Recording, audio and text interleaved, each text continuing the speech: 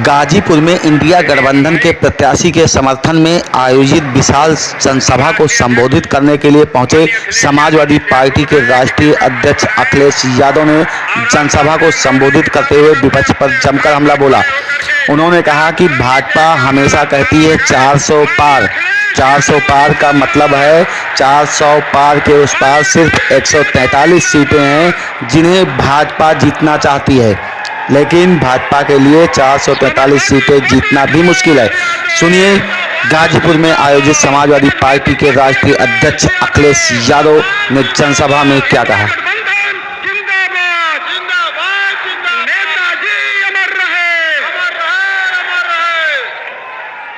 माननीय राष्ट्रीय अध्यक्ष जी का बहुत बहुत गाजीपुर की इस शहीदी धरती पर स्वागत है, अभिनंदन है। मैं सबसे पहले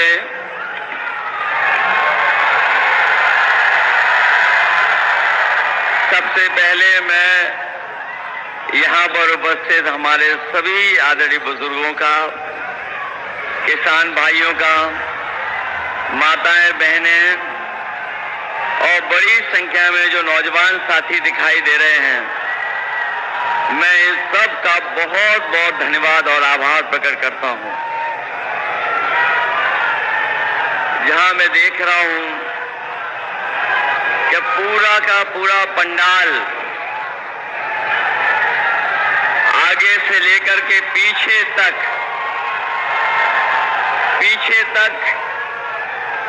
आखिरी तक बिल्कुल भरा हुआ दिखाई दे रहा है। जहां पंडाल के बाहर भी कोई धूप बचाने के लिए जगह नहीं है, उसके बावजूद भी बड़ी संख्या में हमें अपने नौजवान दाएं और बाएं तरफ भी बड़ी संख्या में दिखाई दे रहे हैं। और ऐसे भी हमें नौजवान दिखाई दे रहे हैं जहां गर्मी के कारण, उमस के कारण पूरे पसीने से लथपथ हमें दिखाई दे रहे हैं। जनसभा में पहुंचे अखिलेश यादव ने भारी भीड़ को देखकर मंच से ही अपने समर्थकों का उत्साहवर्धन किया। जहां एक के बाद एक बिल्कुल करीब से खड़े दिखाई दे रहे हैं। ये आखिरी चरण का चुनाव और गाजीपुर का चुनाव यहां का उत्साह बता रहा है कि इंडिया गठबंधन और समाजवादी पार्टी के प्रत्याशी अफजाल अंसारी साहब न केवल जीत करके जा रहे हैं बल्कि रिकॉर्ड मतों से इस बार जीतेंगे।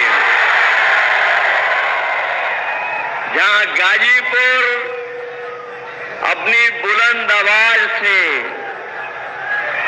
और अपने समर्थन से लोग जो बड़े बड़े दिल्ली और लखनऊ से आ रहे हैं,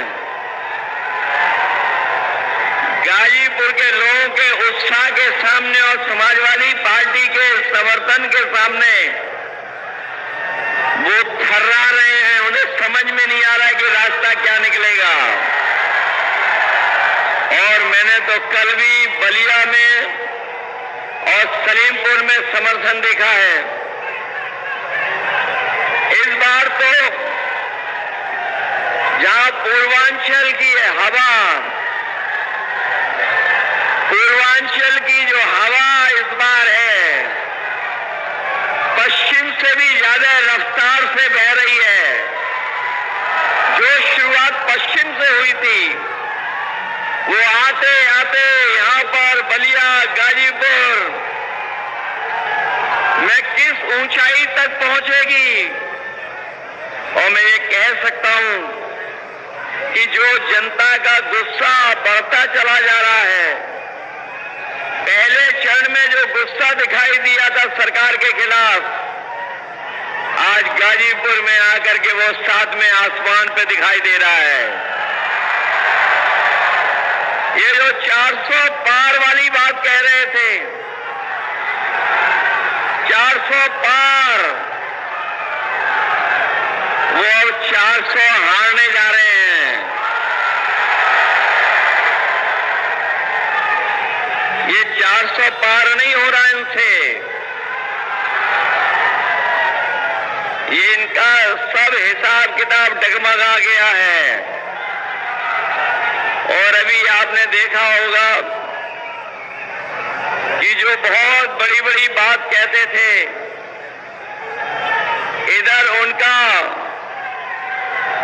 आत्मविश्वास जो लड़खड़ाया है, उनका आत्मविश्वास जो लड़खड़ाया, उससे उनकी जबान भी लड़खड़ा गई है। अब कोई उनकी पुरानी कहानी सुनना नहीं चाहता है।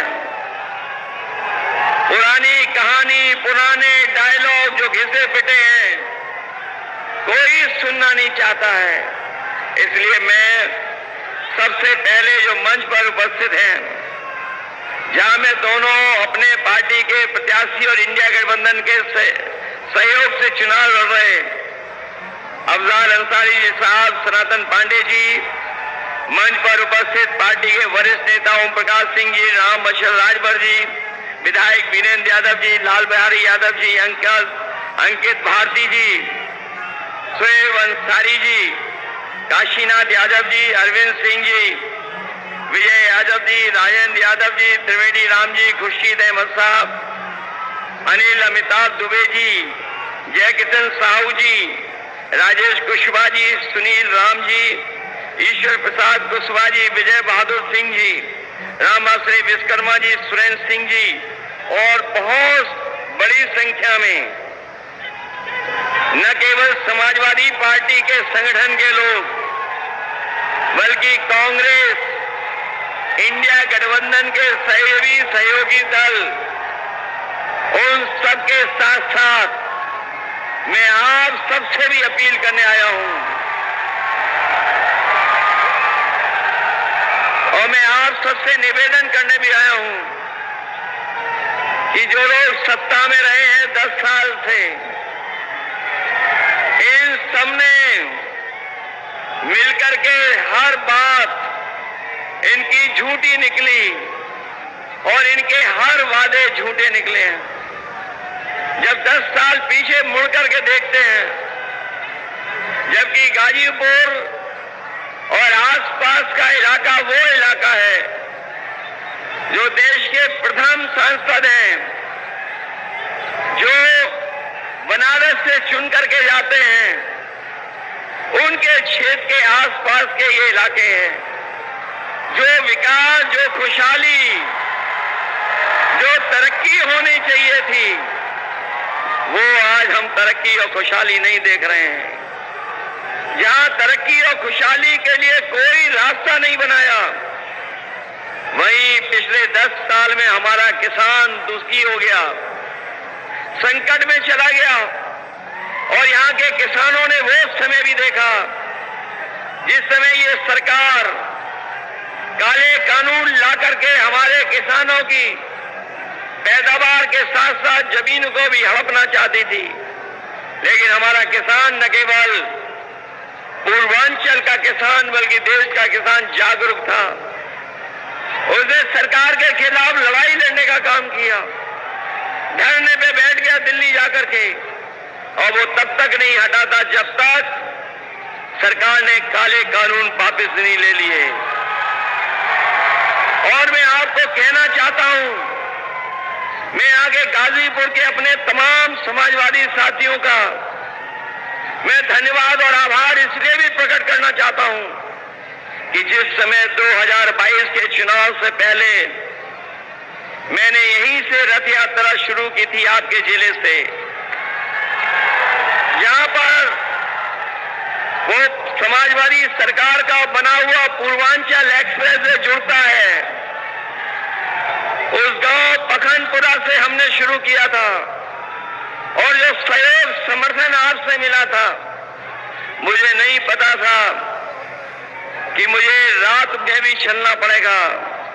मैंने सुबह सुबह रथ यात्रा शुरू की थी, पूरा दिन पूरी रात चल करके जब मैं लखनऊ पहुंचा था, मुझे याद है सबसे पहले वही खबर मिली थी कि जहां किसान के आंदोलन की वजह से और उत्तर प्रदेश के चुनाव की वजह से भारतीय जनता पार्टी ने वो काले कानून वापस ले लिए थे। उसके लिए हमारे गाजीपुर के किसान और नौजवानों को भी बधाई देता हूं, जिन्होंने सड़क पर आकर के उस सरकार के खिलाफ खड़े होकर के आंदोलन को आगे बढ़ाने का काम किया था। न केवल काले कानून लाए थे ये लोग, बीजेपी ने हमारे किसानों को ये भी वादा दिलाया था कि उन्हें मौका मिल जाएगा तो किसानों की आय दोगुनी हो जाएगी। और जब भी यहां प्रधानमंत्री जी आए, वो कभी वो बात नहीं भूले कि कभी लोकसभा में आपके एक सांसद जी ने कहा था कि यहां पर इतनी गरीबी है कि लोगों ने दाने बीन करके खाना खाया था, दाने बीन बन करके। उस समय भुखमरी में गरीब दाना बीन करके खाना खाता था। लेकिन सोचिए 10 साल बाद जिन्होंने कहा था कि किसानों की आय दोगुनी हो जाएगी, हमारा किसान वैसा ही का वैसा, लेकिन उसकी आय दोगुनी नहीं हुई। न केवल आय दोगुनी का वादा किया, वहीं ये भी कहा था कि किसान को लाभकारी मूल्य देंगे। हम अपने किसान भाइयों को कह के जा रहे हैं, ये 7वें चरण का आखिरी समय का चुनाव है। इंडिया गठबंधन और समाजवादी पार्टी ने तय किया है कि आने वाले समय में जब 4 जून को सरकार बनेगी तो अपने किसानों का न केवल कर्जा माफ होगा, बल्कि साथ ही साथ अपने किसान और गरीबों को कानूनी अधिकार दिला करके उनकी फसल की कीमत को भी दिलाने का काम करेंगे और एमएसपी के लिए कानूनी अधिकार दिलाने का काम करेंगे।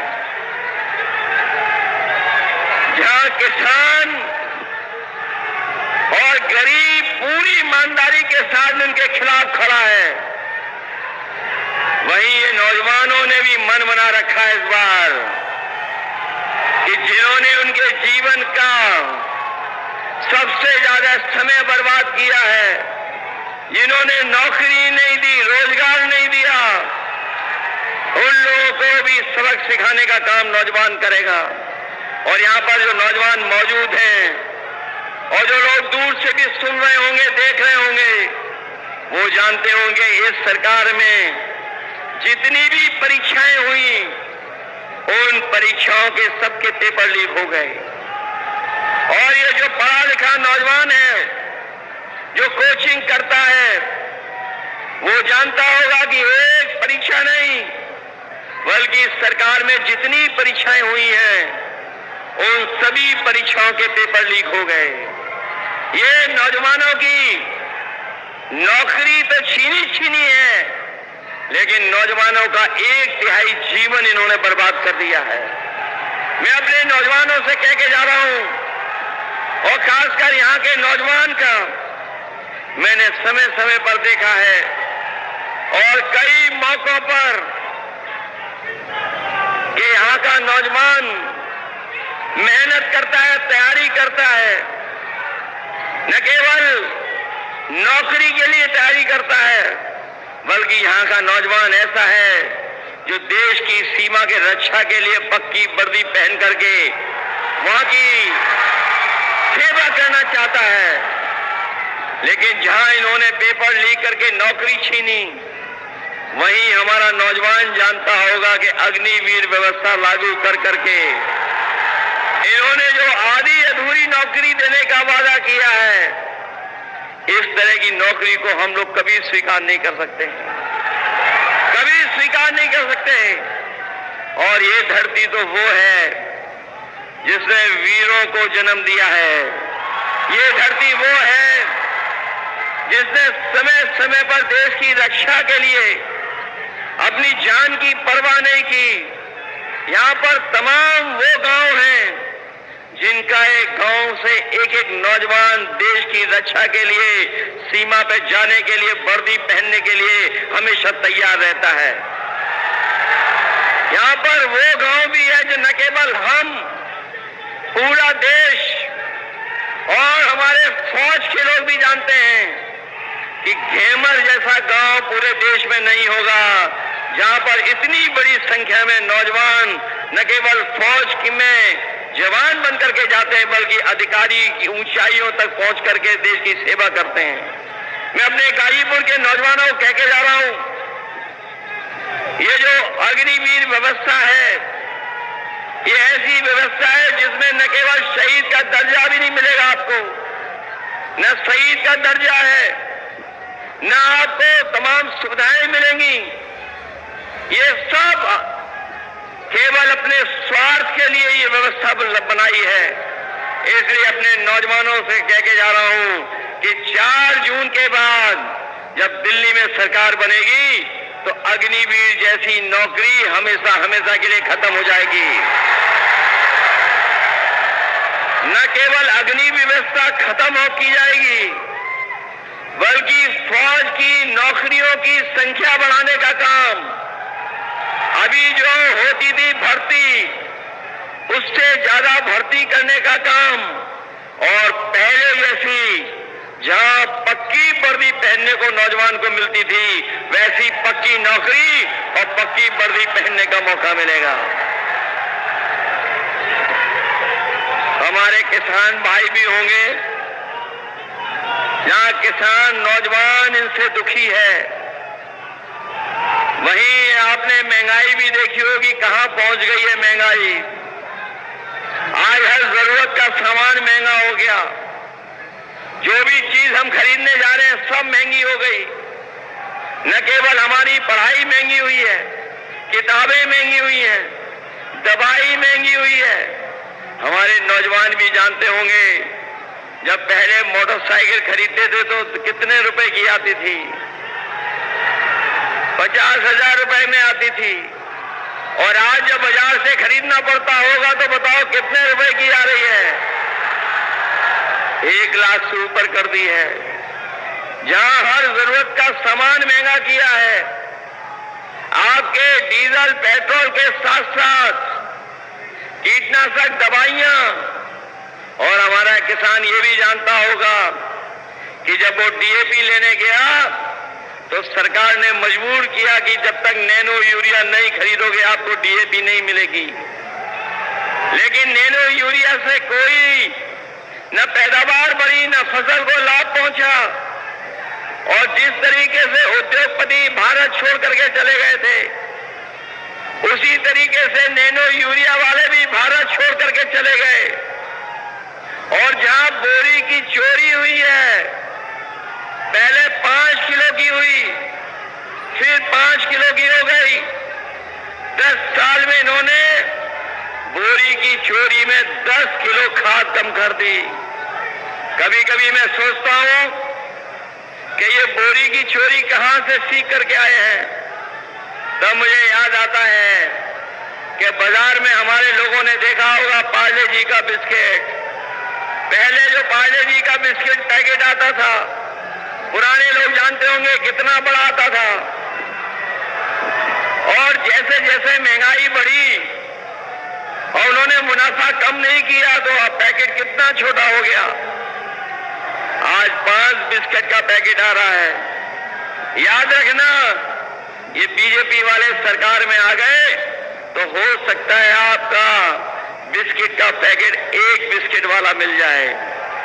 इसलिए जहां हम महंगाई से सावधान करने आए हैं, वहीं अपने नौजवानों से और गरीबों से कहने आए हैं कि जिस समय 2022 में इन्होंने राशन दे करके वोट लेने का काम किया था, इधर राशन की मात्रा कम कर दी, और जो राशन की गुणवत्ता है वो भी अच्छी नहीं है। इसलिए अपने गरीबों को कह के जा रहे हैं गाजीपुर के, कि समाजवादी पार्टी और इंडिया गठबंधन ने तय किया है कि राशन की गुणवत्ता बढ़ाएंगे, साथ ही साथ मात्रा को भी अच्छा करेंगे, और मात्रा और गुणवत्ता बढ़ा करके जिस तरीके से संपन्न लोग बाजार का आटा खरीद करके खा रहे हैं, पैकेट का आटा जो न केवल गुणवत्ता में अच्छा है, पौष्टिक भी है, तो हम अपने गरीबों को कह के जा रहे हैं राशन की मात्रा बढ़ाएंगे, गुणवत्ता बढ़ाएंगे, और पैकेट के आटा के साथ साथ डाटा भी फ्री दिलाने का काम करेंगे। जहां पौष्टिक आटा गरीबों का स्वाद बेहतर रखेगा, वहीं डाटा हमें आगे बढ़ने के लिए हमें बहुत सी जानकारी हासिल करने के लिए डाटा भी हमारी मदद करने का काम करेगा। जो योजनाएं समाजवादियों ने बनाई थी उन सब योजनाओं को धीरे धीरे करके ये खत्म कर रहे हैं। हमारी समाजवादी सरकार में याद होगा आपको, एम्बुलेंस की सर्विस दी गई थी कि अगर गांव में गरीब है और इसको इलाज के लिए अस्पताल जाना है तो वो फोन मिलाता था, एम्बुलेंस आकर के उसकी मदद कर करके अस्पताल ले जाती थी। लेकिन आज अस्पताल में ना इलाज है, ना दवाई है, और जो व्यवस्था एम्बुलेंस की थी वो भी बर्बाद कर दी है। न केवल एम्बुलेंस बर्बाद की, वहीं आपने देखा होगा पुलिस को लेकर के भी हम लोगों ने व्यवस्था बनाई थी। जहां 100 नंबर वाली व्यवस्था थी, जो 100 नंबर व्यवस्था दी थी, इस सरकार ने 112 कर दी, और 112 कर करके व्यवस्था तो खराब की है।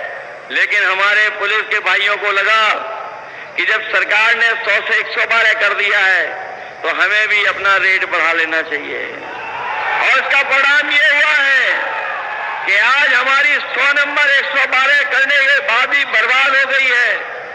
न केवल इन्होंने व्यवस्थाएं बर्बाद की हैं, बल्कि आगे बढ़ने के भी रास्ते बंद कर दिए हैं। इसलिए हम आप सबसे अपील करने आए हैं कि समाजवादियों ने न केवल उत्तर प्रदेश के विकास के लिए काम किया, बल्कि हमारे पूर्वांचल का जो इलाका जो थोड़ा पिछड़ा रह जाता है उसको भी बराबर पे लाने के लिए हम लोगों ने विकास की योजनाएं पूर्वांचल तक पहुंचाई हैं।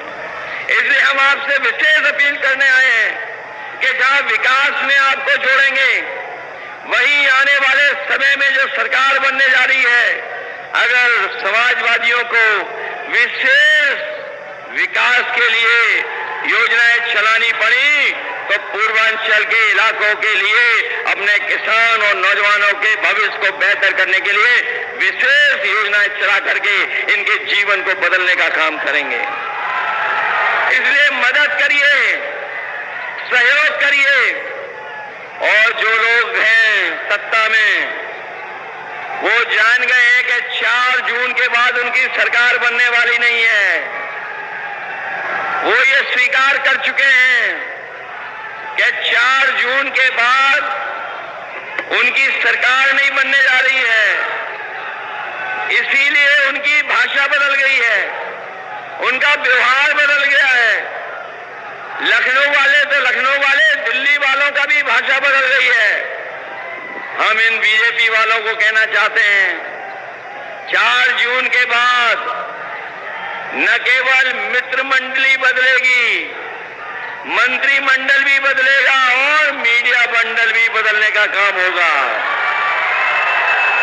और जो लोग 400 पार का नारा लगा रहे थे, अगर गणित समझोगे तो अब समझ में आएगा कि 400 पार का मतलब है कि 543 में अगर 400 सीटों के बाद जीतने का लक्ष्य रखा है तो बताओ 143 सीटें ही बनती हैं।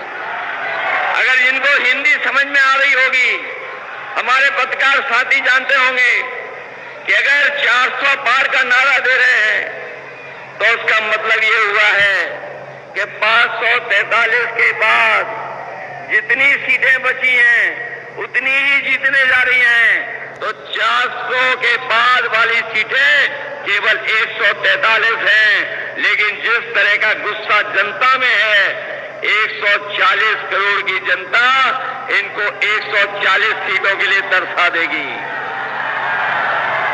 कहीं सरकार नहीं बनने जा रही है। और जब से चुनाव उत्तर प्रदेश का बदला है, जब से उत्तर प्रदेश में गठबंधन ने बढ़त पाई है, ये हमारे पार्टी से और कांग्रेस पार्टी से घबरा गए हैं और साथ ही साथ सहयोगी दलों से भी घबरा गए हैं। तो क्या कहते हैं कि 2 शहजादे वोट मांगने निकले हैं। हम उनको कहना चाहते हैं जो हम लोगों को 2 शहजादे बोल रहे हैं। इस बार दोनों शहजादे मिलकर के शह तो दे ही रहे हैं आपको, लेकिन जब वोट पड़ेगा और परिणाम आएगा तो आप भी मात इन्हीं लोगों से खाओगे। शहद दही मात भी खाने जा रहे हो। इसलिए इस चुनाव में, जहां ये चुनाव जनता ने अपने हाथ में ले लिया है, ये पहला चुनाव देखने को मिल रहा है जहां चुनाव जनता ने अपने आप हाथ में ले लिया है। और जैसे चुनाव आगे बढ़ता चला जा रहा है, जनता हमारी लीडर के साथ साथ आगे बढ़ती चली जा रही है। इसलिए आप सबसे हम गाजीपुर के लोगों से विशेष निवेदन अपील करने आए हैं कि आप लोग मदद करना, आप लोग सहयोग करना। और इधर देखने को मिल रहा है कि ये लोग हमारे वोट को रोकना चाहते हैं। कई जगह सुनने में आ रहा है कि जहां समाजवादियों का ठोस वोट है उसको रोक करके ये जीतना चाहते हैं। लेकिन मैं ये जानता हूं ये गाजीपुर के लोग हैं, ये डरने वाले नहीं हैं। इसलिए आपसे हम निवेदन करना चाहते हैं कि अगर कहीं बीजेपी वाले रोकें तो कहीं आप रुक तो नहीं जाओगे। अगर आपको बूथ पे जाने से रोकें तो पीछे तो नहीं रह जाओगे। मैं जानता हूं यहां के लोग रास्ता निकाल लेते हैं कि बूथ पे कैसे पहुंचना है। इसलिए बूथ पर मदद करोगे आप लोग मिलकर के। ये चुनाव जहां हमारे आपके भविष्य का है, वहीं चुनाव संविधान बचाने का भी है। ये बात तो जान रहे होंगे आप लोग। ये संविधान बचाने का भी चुनाव है और ये संविधान है जो हमें सम्मान दिलाता है। यही संविधान है जो हमारे हक अधिकार की रक्षा करता है। यही संविधान है जो हमारी संजीवनी है।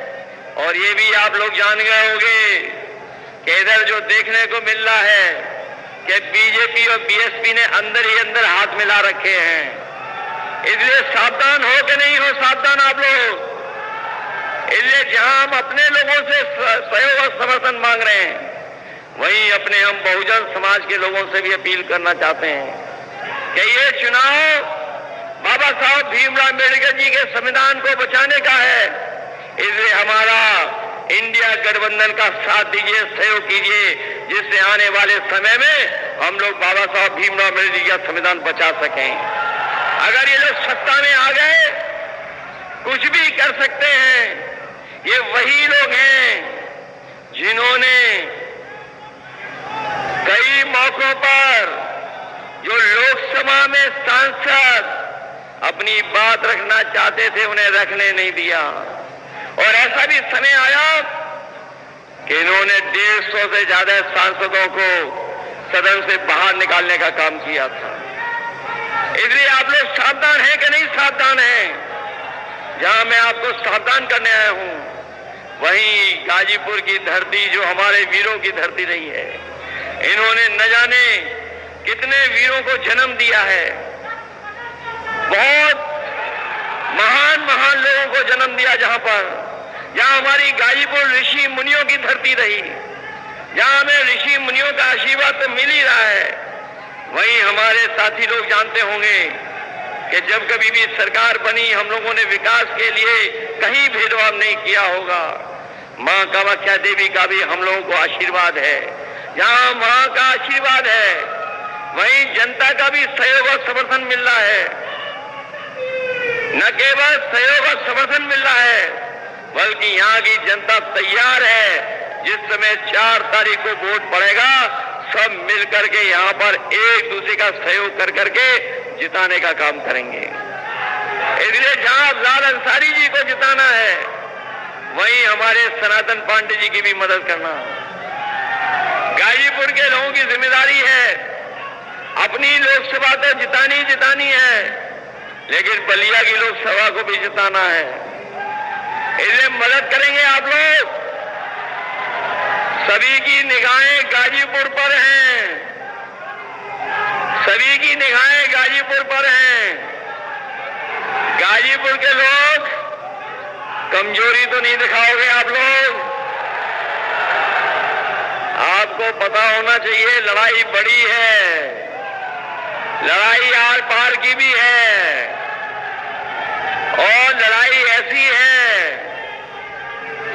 उत्तर प्रदेश ही देश को बचा सकता है। इसलिए 80 हराओ और भाजपा को भगाओ। जब भाजपा हटेगी तभी हमारा संविधान बचेगा, और भाजपा हटेगी तो अभी हमारे नौजवानों को पक्की नौकरी और पक्की रोजगार मिलेगा, उससे पहले मिलना नहीं। इसीलिए इन्हीं शब्दों के साथ जहां हम किसानों का कर्ज माफ कर रहे हैं, 30 लाख नौकरियां निकाल करके दे रहे हैं, वहीं अपनी माताओं बहनों को भरोसा दिला के जा रहे हैं। कभी नेताजी ने, समाजवादियों ने समाजवादी पेंशन के साथ साथ विद्याधन देकर के बेटियों को पढ़ने का मौका दिया था। इस बार इंडिया गठबंधन अपनी गरीब माताओं बहनों के अकाउंट में 1 लाख रुपए भेज करके उनको लखपति बनाने का काम करेगा। इसलिए सहयोग करो, मदद करो और चुनाव चिन्ह साइकिल मत भूलना। यही निवेदन, यही अपील मैं आप सबसे करने आऊं। जहां आपने इस कार्यक्रम को सफल बनाया उसके लिए मैं बहुत बहुत धन्यवाद देता हूं। ये बड़ी संख्या में जो नौजवान साथी और हमारे किसान भाई आए हैं, मैं इन सबसे इस उम्मीद और भरोसे के साथ कि जब परिणाम आएगा तो गाजीपुर तो जीतेगा ही जीतेगा, हमारा बलिया भी जीते करके रिकॉर्ड बनाने का काम करेगा। गाजीपुर में आयोजित इंडिया गठबंधन के प्रत्याशियों के समर्थन में विशाल जनसभा को अखिलेश यादव ने संबोधित किया। इस दौरान उन्होंने विपक्ष पर जमकर हमला भी बोला। उन्होंने कहा कि भाजपा सरकार हमेशा गरीबों किसानों के साथ धोखाधड़ी करती चली आई है। इस दौरान उन्होंने इंडिया गठबंधन के प्रत्याशियों के समर्थन में जनसभा में मौजूद लाखों समर्थकों से भारी बहुमत से विजयी बनाने की अपील भी की। तस्वीरें आप देख सकते हैं राष्ट्र गौरव न्यूज पर जनसभा के दौरान की हैं, जहां पर भारी भीड़ व मंच पर तमाम कार्यकर्ता मौजूद रहे।